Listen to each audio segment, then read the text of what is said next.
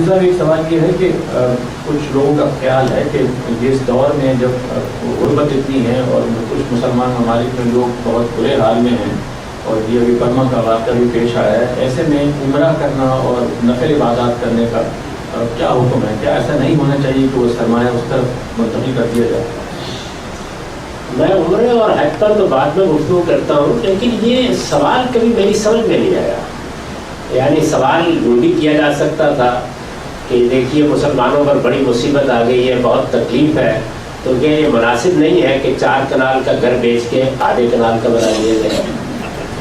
یہ سوال بھی کبھی کسی نے نہیں کیا کہ مسلمانوں پر بڑی مصیبت آ گئی ہے تو ہم شادیاں اس طریقے سے کرنے کی بجائے کوئی 10 لوگوں کو بلا کے کھانا کھلا کے نکاح نہ پڑھوا دیا کریں۔ یہ سوال بھی کبھی کسی نے نہیں کیا کہ ہم جو روزانہ بے شمار مجالس منعقد کرتے ہیں اور دکانوں پر جا کر کھاتے ہیں اور 20-20 ہزار روپے کا پاکستان میں بل دے کے آ جاتے ہیں، تو اس کے بجائے کیا مناسب نہیں ہے گھر میں دال پکا لی جایا کرے؟ یہ سوال کوئی نہیں کرتا۔ یعنی یہ مسئلہ اس وقت پیش آتا ہے جب عمرہ کرنا ہے یا حج کرنا ہے۔ تو میرے بھائی بات یہ ہے کہ عمرہ اور حج جو ہے یہ عبادت ہے اللہ تعالیٰ کی، تو جس طرح آپ باقی زندگی میں اخراجات کرتے ہیں اس کے لیے بھی کچھ خرچ ہو جاتا ہے۔ یہ بالکل ٹھیک ہے کہ ہمیں اللہ تعالیٰ نے، اللہ کے پیغمبر نے یہی تعلیم دی ہے کہ اگر کسی کی کوئی فوری ضرورت سامنے آ گئی ہے، کوئی غریب ہے، کوئی مسکین ہے، وہ اپنی ضرورت لے کے آپ کے پاس آ گیا ہے، تو آپ ہر چیز پر اس کو ترجیح دیں، یہ بالکل ٹھیک ہے۔ لیکن یہ ترجیح پھر باقی چیزوں میں ہونی چاہیے۔ یعنی صرف عمرے اور حج کے موقع پر یہ یاد نہیں آنی چاہیے، باقی چیزوں کے موقع پر یاد۔ عمرہ اور حج کوئی معمولی چیز نہیں ہے، یہ عبادت کا منتہا کمال ہے۔ آپ کبھی سمجھیے اس کو کہ یہ کیا چیز ہے جس کے لیے آپ جاتے ہیں۔ یہ ٹھیک ہے کہ سفر میں کچھ خرچ ہوتا ہے، کچھ مشقت اٹھانی پڑتی ہے، لیکن اللہ تعالیٰ نے جو اس دنیا میں آزمائش برپا کی ہے وہ کیا ہے؟ ایک طرف شیطان ہے، دوسری طرف رحمان ہے۔ ہم اس جنگ میں رحمان کے ساتھ کھڑے ہیں۔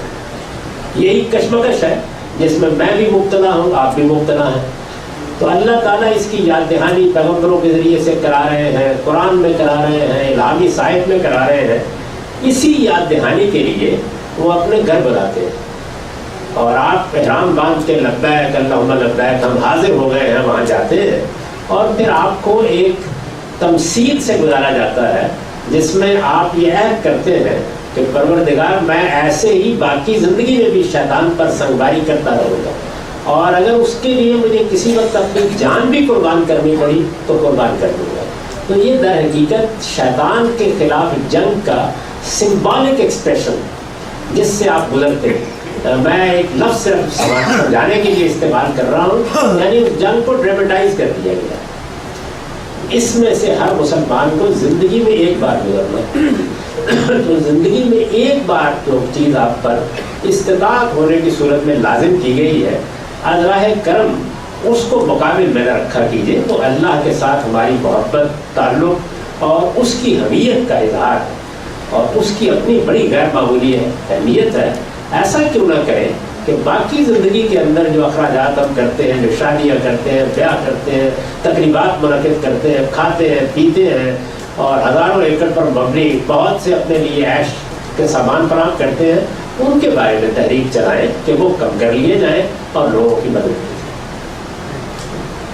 یہ فرمائیے